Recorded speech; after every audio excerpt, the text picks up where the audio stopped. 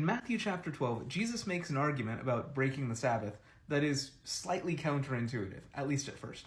So essentially, Jesus' disciples were plucking heads of grain on the Sabbath. When the Pharisees saw it, they said, "Look, your disciples are doing what's not lawful to do on the Sabbath." They were violating the Sabbath by working. Jesus gives 2 points of defense here.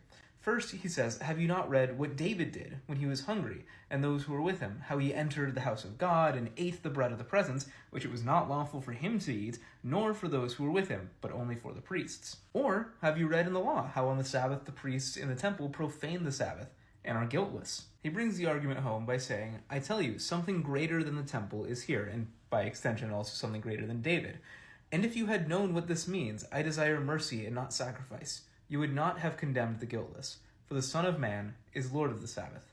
When I first read it, this argument seemed a little strange to me, because it sounds like what Jesus is saying is if David's allowed to break the rules, and if the priests are allowed to break the rules, then I must really be allowed to break the rules, which just doesn't seem like a very Christ-like line of reasoning. But when I started to study the ways in which David was sort of a pseudo-priest, a sort of shadow of the priest-king figure that Christ would one day be, this argument started to make a lot more sense. So why do I say David was a sort of priest-king?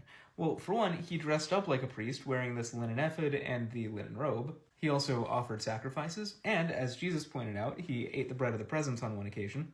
And in Psalm 110, David prophesied about a future priest-king that he and Melchizedek foreshadowed. And in the book of Hebrews, this exact line is quoted from Psalm 110, where it shows that Jesus is the fulfillment of that priest-king archetype. So when Jesus says that David ate the bread of the presence, which wasn't lawful for him to eat, he points out that it's only lawful for the priests to eat. So if David is this sort of pseudo-priest king, or almost a partial priest, then it would be almost partially lawful for him to eat the bread of the presence. And in the same way, when the priests in the temple are allowed to break the Sabbath, because of that caveat, they're almost partially permitted to break the Sabbath. This is where Jesus draws the comparison home, where David is a partial priest-king, and the temple is a shadow of the full presence of God that Jesus would bring.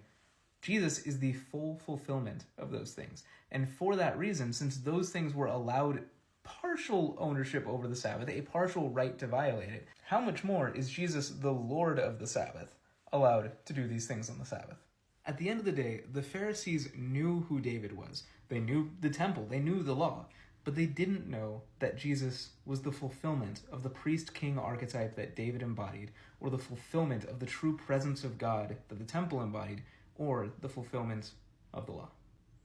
God bless, and have a great day.